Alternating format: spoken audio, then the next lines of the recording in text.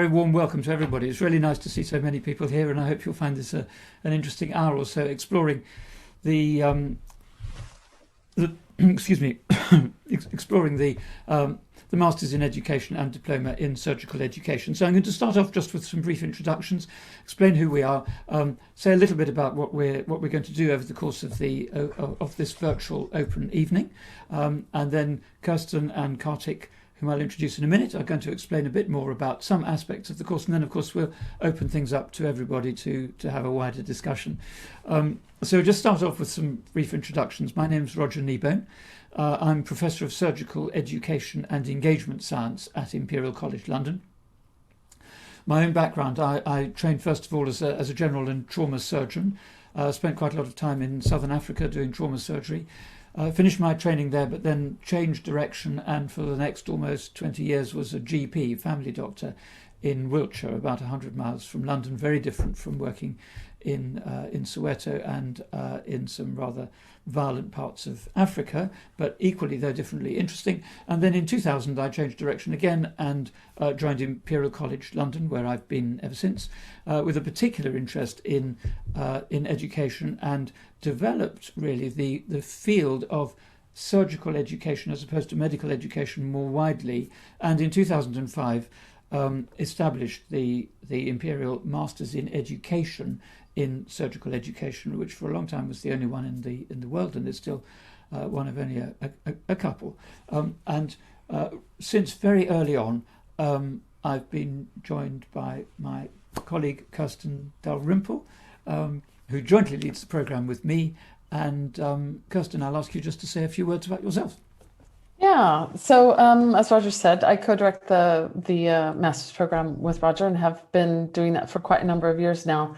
My background is actually as a biomedical scientist originally, but I haven't been in a laboratory in probably 15 years. I've been converted myself into a surgeon educator, surgical educator, been working in medical education and curriculum development in a number of institutions, both in the US and for the last 15 years in the UK. And I'm going to ask Kartik to introduce himself. Hi, thanks, Kirsten. My name is Kartik Logishetty. I'm an orthopedic surgical trainee in Northwest London.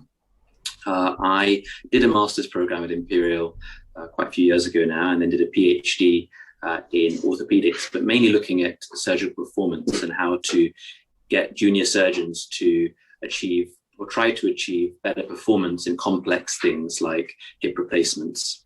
Now, I've got the pleasure of relearning and with you in setting up this new phase of the surgical education program, because we're going from something that was pre-COVID, very face-to-face and didactic, something that's quite interesting, exciting for people who are all over the world like you guys. So I'll be teaching some of you, and I'll be helping Sam Gallivan on the call on some of the modules as well. Excellent. So, Kirsten, should we show a couple of slides? Sure. I'm just going to give you a bit of a sense of the programme. I think this is a very exciting time certainly for our programme, for a lot of programmes. As Kartik said, we started off, of course, this programme in 2005 as a face-to-face programme. But over the last couple of years, we've been thinking a lot about how we might create an online program that reached a wider group of people and allowed us to take advantage of a lot of the very exciting technological developments, I think, in online learning that are going on all over the place, and particularly at Imperial College London. And we were quite a long way towards developing a new program when this time last year COVID hit us all, of course. And very quickly, everything had to change to being online anyway. And so we're in a very different place now, of course, from where we were a year ago, when many things about working and engaging with other people online have become very familiar. But I think there are other things that are not so familiar. And one of the things that excites us a lot about the new program that we're going to describe is how we want to use it to bring people together and to capture the best of face-to-face interaction in terms of people working with one another, getting to know one another, working collaboratively very often, with all the opportunities that online learning gives for engaging with people in different parts of the world, different approaches of various kinds. And so the program that we're developing, we're going to show you several aspects of it. One is the completely online PG Cert and Diploma that we're offering. There is also a blended option for the diploma, which Kirsten will say a bit more about at the moment, and for those people who are interested in going on to the final stage, the master's stage, a blended approach there as well. So I suppose the first thing to start off with is saying, well, what is surgical education, and how does it differ from other kinds of education in the world of medicine? And I suppose the essence really is that surgeons, not just surgeons, but people who do interventional things with their hands particularly. So that might be surgeons, it might be interventional radiologists, it might be all kinds of people. I think there's a particular dimension to that kind of way of working that is both exciting and challenging, and it is different from the kind of education, for example, that I experienced when I was a GP, when I was doing a lot of work training GPs. But the world of surgery is a different. Well, it has particular characteristics. And so when we think about surgical education, I think it's a sort of intersection between surgical work, surgical clinical work, and thinking about that from an educational point of view. And part of that, of course, is the kind of educational experience that all of us had as medical students and as trainees in various programs. Whatever area of clinical work we've chosen, we have been learners of various kinds at different stages, and we've almost certainly also had quite a lot of experience in teaching other people, in supporting them, and it might be teaching in the operating theatre or in clinics, or it might be more formal teaching.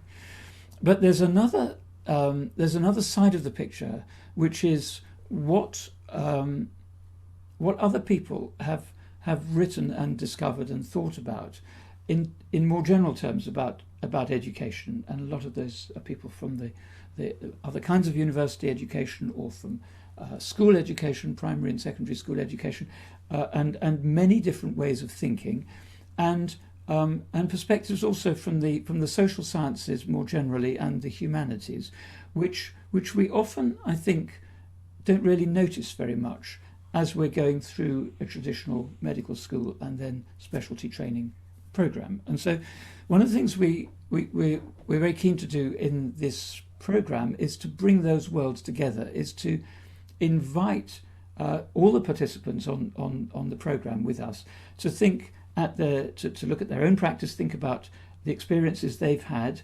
but to bring that into play with these other worlds of what other people have written, and to think about what it means to become somebody who is both an educationalist and a surgeon, what we call a surgeon educator, because that's not only about learning facts and skills and techniques and procedures, and it's not even about reading different kinds of literature and being able to handle different kinds of ideas. I think it's about a process of becoming something different, something in addition to clinical work, and thinking about clinical work from a different point of view.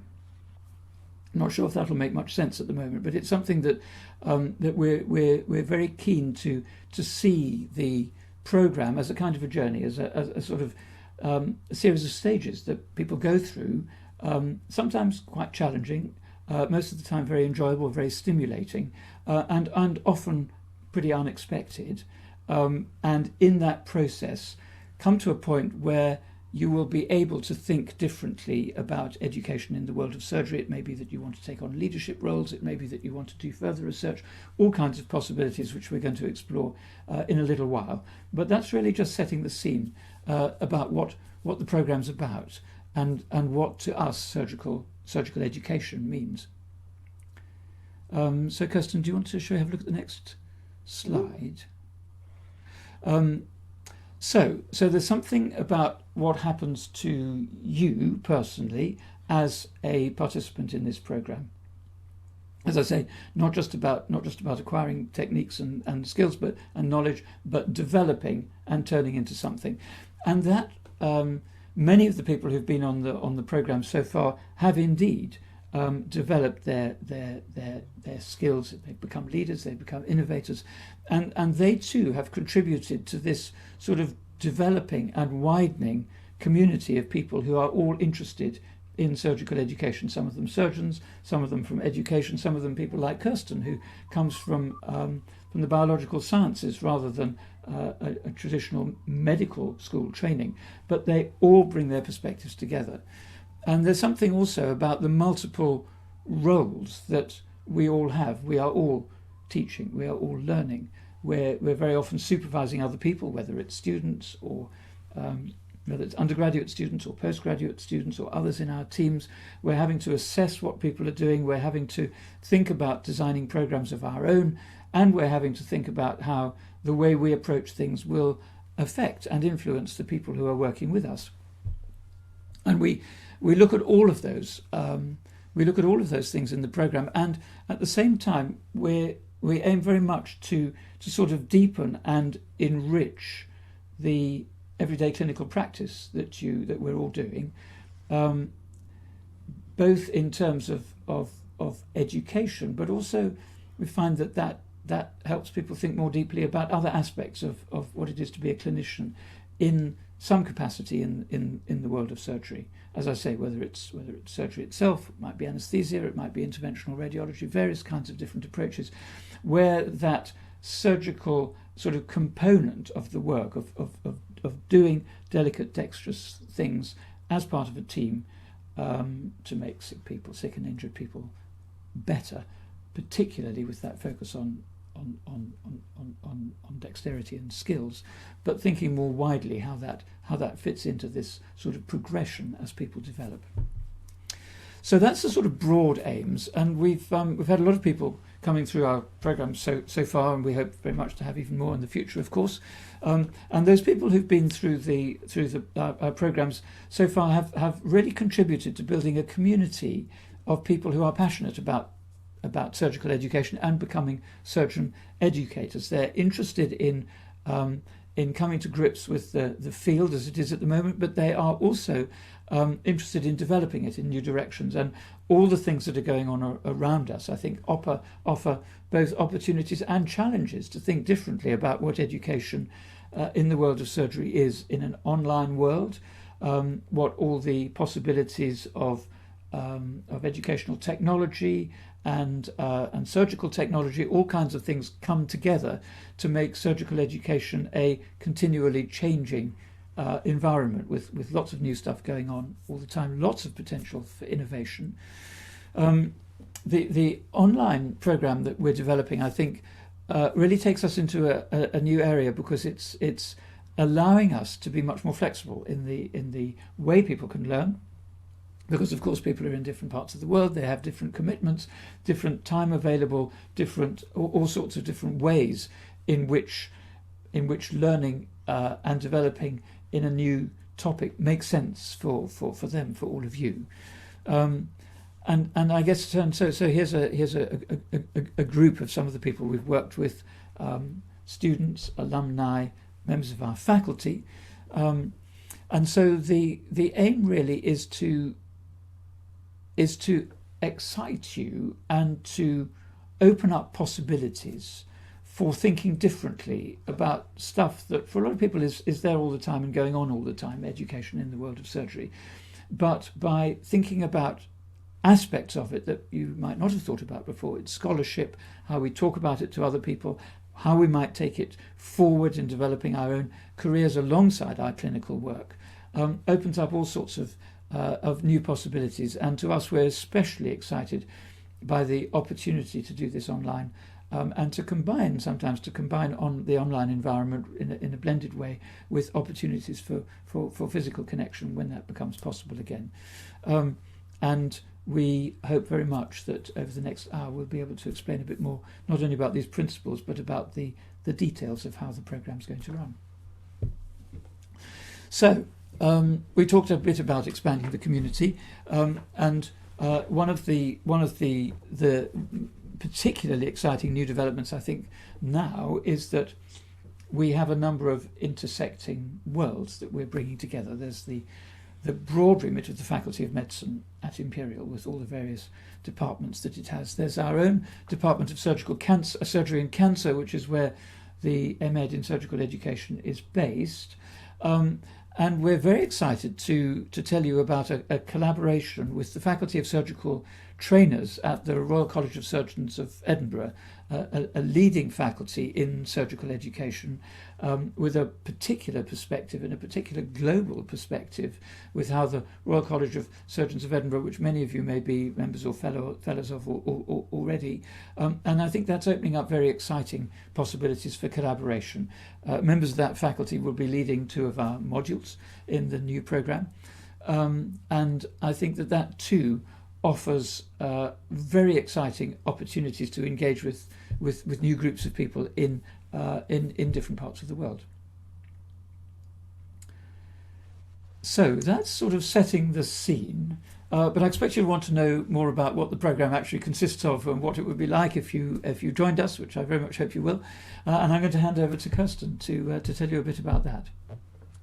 Thanks, Roger. So I'm given the responsibility of dealing with the sort of nuts and bolts of the program. So how it's structured, what patterns of study look like, what assessment is like, sort of the things that you might want to know if you were actually doing the program as a student, how much time it's going to take, how big your assignments are, et cetera, et cetera. So I think as Roger has intimated, we have 2 programs that are on offer. One is the fully online diploma, and the other is the blended diploma, either of which could be completed as could add the MEd stage to it and also be done in a blended stage. So if you were to do either the online or the blended program, you would be sharing the PG cert. So the first year of part-time study is carried out fully online. There are 5 modules. The first and the last are a little bit bigger than the central ones. They take a little bit more time. Their assessments are a teeny tiny bit longer, but they basically top and tail the PG Cert stage and offer opportunities to have a nice sort of cohesive capstone assignment at the end of that first year. You can, if you've enrolled in the online diploma, you would continue and carry out the rest of that part of the program fully online. So there are 3 modules in that stage, module 6, 7, and 8. Module 6 and 7 are smaller than module 8. Module 6 and 7 also feature a shared stream with the blended program. If you were to take the blended program, you have done the online PG Cert stage online, but as you move into the diploma stage, you have 2 intensive weeks on campus in central London, and then you have an online module for the last module of diploma.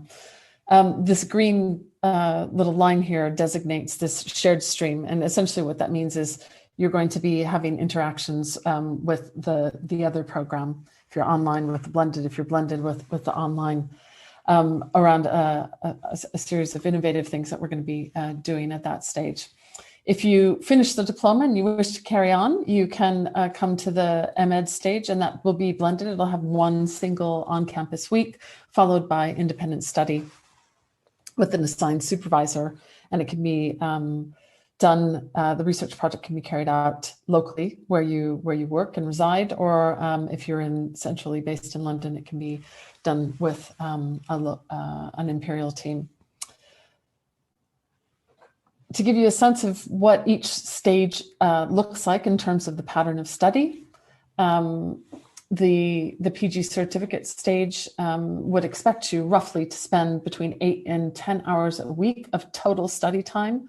So that includes both the asynchronous activities you would be doing online and synchronous live sessions that you would be doing as a cohort, much like we're doing right now. So each module has runs for about 8 to 9 weeks, and it's broken up into 2 stages. The first stage, which is roughly about 4 weeks, is a taught element, And that's followed by a stage where you do independent study. And that's essentially where you're preparing for your assessments, reading, putting things together. And so each taught element, as you can see here, has a series of packages of reading and activities and recordings and tasks that you would do. And each week features a live synchronous session, much like we're doing now, where you're applying things that you're learning from the asynchronous sessions or doing activities within groups.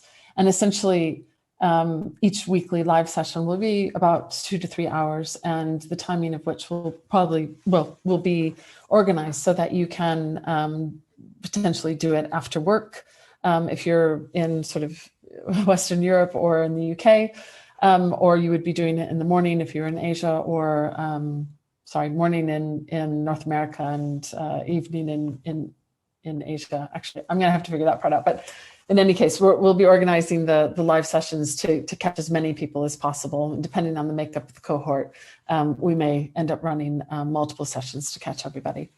So essentially, you do these taught weeks. There is a piece of coursework that is usually done within a group context, and it's presented at the end of the taught week, followed by this independent study period where you're preparing your assessment. You turn in your assessment at the end of this 8 to 9 week period, and then you have a break before you take the next module. So that's what it looks like for the first stage, for the five modules. For the diploma stage, the pattern of study is, again, 8 to 10 hours a week of total study time. Modules 6 and 7, as I said, if you're doing it online, it's 3 to 4 weeks of these asynchronous packages. And then there will be a week. That's an intensive week. It's not going to be a full 5 days, but it'll be, for the online group, it'll be 2 or 3 days of intensive sort of live synchronous teaching, where you'll be having a shared stream with the blended program, who will be meeting for a full week on campus. So that's the pattern of study for the first 2 modules in the diploma stage. The final module is module 8, which is a literature review module. It's to produce a sort of publication-ready literature review about a topic in surgical education. It's going to be done in groups. There will be a series of weekly asynchronous packages, some live synchronous sessions, and then a sort of extended period of time where you'll work as a group to put together a literature review with an assigned supervisor. If you go on to the MEd stage, there is, again, sort of a similar pattern of commitment on a weekly basis. What it amounts to in terms of a taught element is 3 to 4 weeks, again, of asynchronous packages, followed by an intensive full week on campus. And for the rest of the study year, you will be working independently with a supervisor. So that's sort of a general sense of what each stage looks like in terms of what types of commitments you would have. Just to give you a little bit of a picture of some of the things that we'll be doing in the online stage of the PG Cert. We, as we said before, there'll be these online packages where you watch videos, you'll have targeted readings, there'll be exercises that you can do in Padlet or Miro or other collaborative whiteboards, discussion spaces. And for the live sessions, we'll get together and we'll have an application phase where you'll talk about the things that you've been learning asynchronously. We'll do some activities that you can do online. This is an example of what a collaborative white space with Miro looks like. And we'll have breakout sessions where you get to interact with your peers and with tutors. And we may have guest speakers, very likely to have guest speakers in a number of modules from the FST or from people that we are colleagues with from the surgical education community at large. So there'll be lots of opportunities to interact, lots of opportunities to get to know people and to build up your local community and with a sort of wider international reach. As I said, in the diploma stage, you can continue in a fully online capacity, or you can come for these on-campus, for this blended approach, which has these 2 on-campus weeks. And during these on-campus weeks, the students who are in the blended program will go out and do sort of field trips, as it were, to simulation facilities, to venues in the London area, where Roger in particular has a lot of collaborators in Albertopolis, which is the whole series of museum and various institutions that are adjacent to Imperial, and where people are doing really interesting things that have some parallels to surgery. So we look at some interdisciplinary sort of relationships, and we can go out to really interesting venues. This is the Natural History Museum. And as I said before, there's also opportunities to get involved in simulation activities.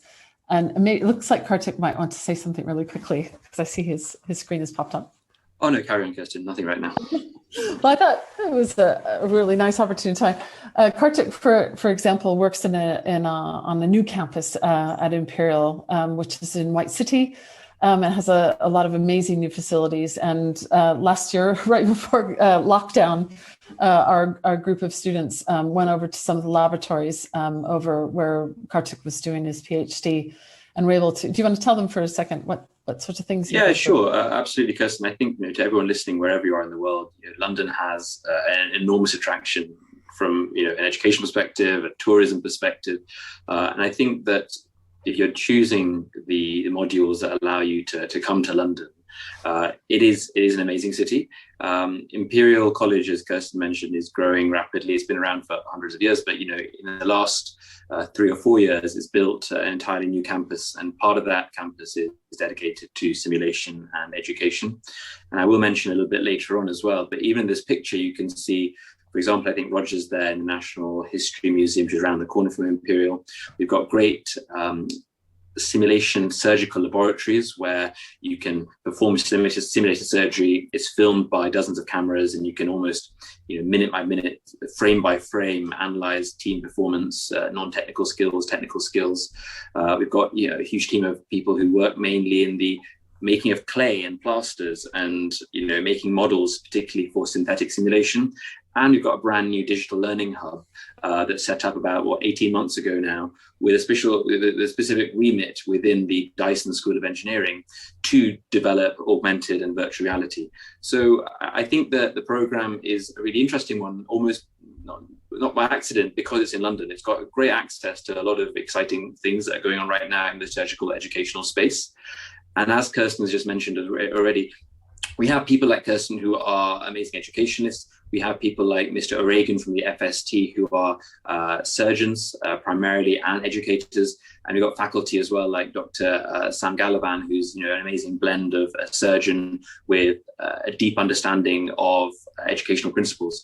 I think the faculty's cool. The Imperial is a great place to be right now. And the city, I think you'll find a lot of fun as well. Yeah. So I think that brings us to this sort of innovative space that we're looking at in developing the online and blended programs, in that we want to create some exciting opportunities for the online students to be able to sort of have vicarious experiences of some of these real places in London, and be able to get a sort of a bird's eye view, and sometimes a first person view, utilizing some of these technologies, so that they can step into these real spaces and engage in discussion across the two strands, to think about what the implications for surgical education are through, about technology, about simulation, et cetera. So that's a space that we're really looking forward to developing when we get to the diploma stage, and hopefully by that stage, the world will be a different place, and all of these things will be possible. And I think it looks like they're going in that direction.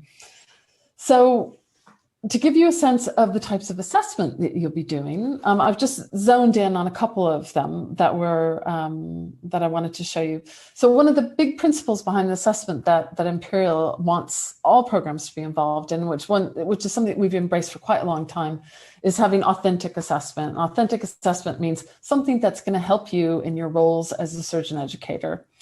And so, for example, for Module 1, which is about sort of an introduction to learning and teaching in surgical education, one of the things that we'll do is we'll have students try out some of the things that they're learning from the module in their own teaching practice, and then do an analysis of it for their assessment. In Module 2, which is about assessment. You'll be designing assessment tool for surgical education. You'll be working with groups.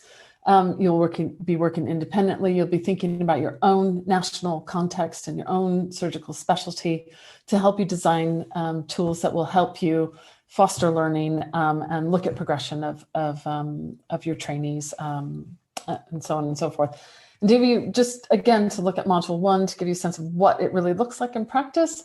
At the end of those 4 taught weeks, you'll have 4 to 5 weeks to sort of put your assignments together. And in the case of module 1, it would look like this. You would, at the end of the taught weeks, you'd have done a small piece of coursework with a group. For example, looking at what good teaching is. It looks like a really simple question, but it's based on looking at the scholarship and your own personal experience of what good teaching is. And then using that as a launch pad to sort of think about your summative assessment, which, as I said before, we'll be looking at your own teaching in response to the module and writing a commentary about that, which would be about 1,500 words. So that's an example of what one of the assessment approaches looks like for one of the modules. A group bit that's associated with the taught weeks, and then a summative bit that's done on your own. So that's a look at the assessment. And here we are looking at the master's stage, which it brings me to hand over to Kartik. Thanks, Kirsten.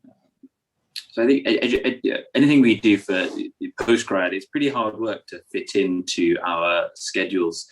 So, this MEd or any masters that you do has to be really enjoyable in the short term, but also very productive in the long term. So I wanted to speak a little bit about what Roger's mentioned, how the MEd, this master's, is plugged into a lot of other places around Imperial and London. So at the master's stage, you have to think about doing some novel research, and that's collecting some data or analyzing an existing data set from a repository. And where you find those supervisors and what that data set is really defines what you're doing for those few months. The good thing is that in the past, this MEd has existed for 15 years, so it's very well established. A lot of students have done their projects locally.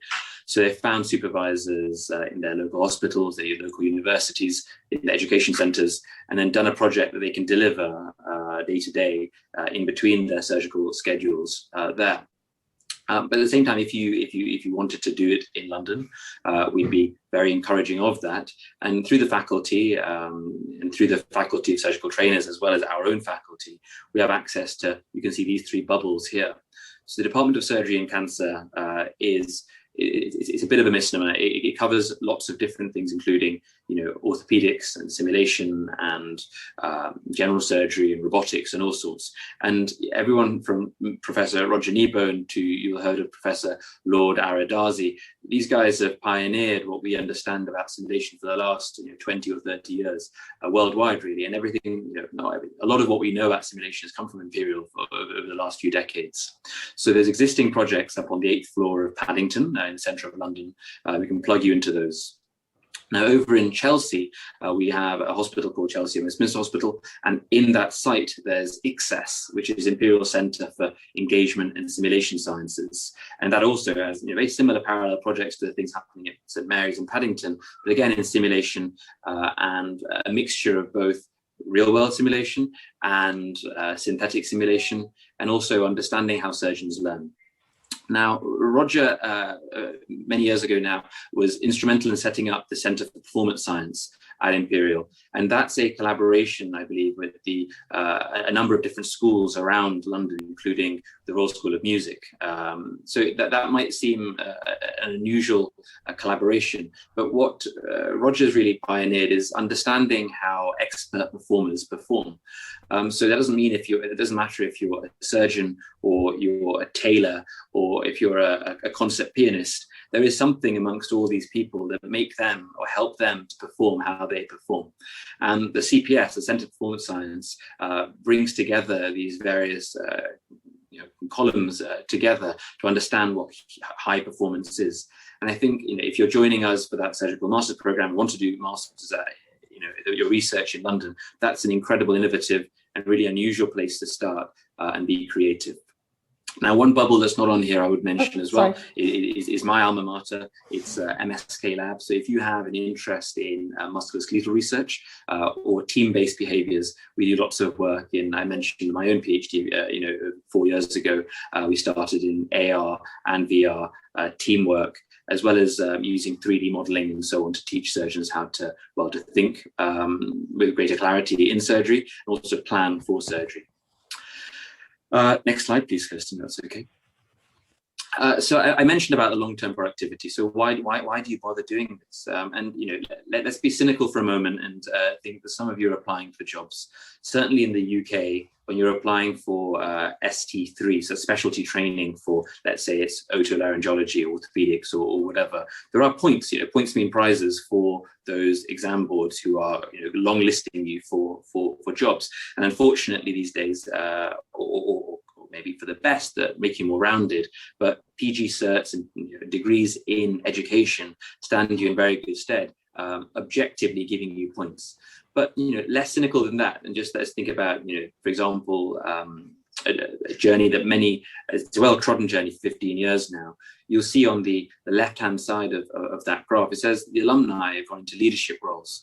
The head of undergraduate medicine, Imperial, our Singapore outpost, LKC, the ex-president of the Royal College of Surgeons for training, not for the college itself, Nigel Stanfield, many senior lecturers in Oxford, they've all come through as our alumni and done this course. So you can go on to significant leadership roles, not because of this course, but because of the network you might open up to, or how it shows that you prioritize education and also gives you insight into how to teach and what surgical education is really about. Of course, it's very easy to say that a natural byproduct of doing a degree is publications, and we expect and we hope that some of you will publish papers, and then some of you might jump on to an MEd as a stepping stone to a PhD as well. Now, onwards is the right side, is that authors, playwrights, consultants, there's businesses that have been born out because of this MEd in surgical consulting, in VR, in all kinds of things. So I think that it is a stepping stone. It is an early foray as a postgrad degree into surgical education, and we hope that some of you will even become educational supervisors, training program directors, and some of the faculty that you'll be working with have done this MEd at some point in the last 15 years. So, of course, you're very welcome to join us in your future as well. Thank you. Thanks, Kartik. That was really helpful. So for people who are interested in applying, it's probably worth knowing a few points about what we're looking for. So everyone has to meet the entry criteria. One of the things, so that the college has entry criteria that you'll be able to find by looking on the program website. But we're also looking for people who've normally had 3 years of clinical or educational experience. Yeah, and the reason for that is that it gives you a lot more insight into the program if you have practical experience of either of these two areas, to be able to sort of make connections to what we'll be learning about. There's also language requirements, and I'll show you a little bit more about that if you happen to be coming from overseas and English isn't the first language. We're really keen that you have insight into the program and why you want to do it. It's a huge investment of your time and your energy and your resources, and so we think it's really helpful for you to know why you want to do it. Yeah, it's something to think about very, very carefully, because it will it will keep you through the program. And also be interested in looking at new ways of doing things and new ways of thinking. As Roger mentioned before, it's not a biomedical science, it's a social science, and it draws on the humanities and lots of different things. And so some things are different, but they're very useful perspectives to draw on, and I think most people find them quite illuminating. So back to the language requirements. On the website, you'll be able to get into much more detail about this. But for example, there are qualifications that are accepted by the college for English language, to demonstrate English language proficiency. And then there are actual proficiency tests some of the most common the ones that the college accepts are here. IELTS is sort of the more traditional one. Duolingo, for those of you who know the little owl, also is an accepted proficiency test that they run. Each test has its own sort of scoring system. But what you need to know if you're applying for this program, and English is not the first language spoken in your country, is that because of the amount of writing that you have to do in this program, we ask that you meet the higher level requirements. And that's in everybody's best interest, but also to let you know that there is a Center for Academic English in the college that can help people with their writing, which is useful to know and freely available to students registered on the program. What now? There's program information, as you may have come across on the internet. Has pretty much everything that you need to know. It has the entry criteria, the fees for the program. It has a link to a fees and funding site, which has a place that you can look for different types of loans, but also different sort of scholarships that are available to you, depending. And there's some scholarships that are very particular for people from a particular country in a particular, in a particular area of study. So it's worth taking a really close look, and you might match up somewhere where you might not think you would. But I would also draw your attention to the Dean's Scholarship, which is a scholarship that's offered by the Faculty of Medicine. There are 10 of these available.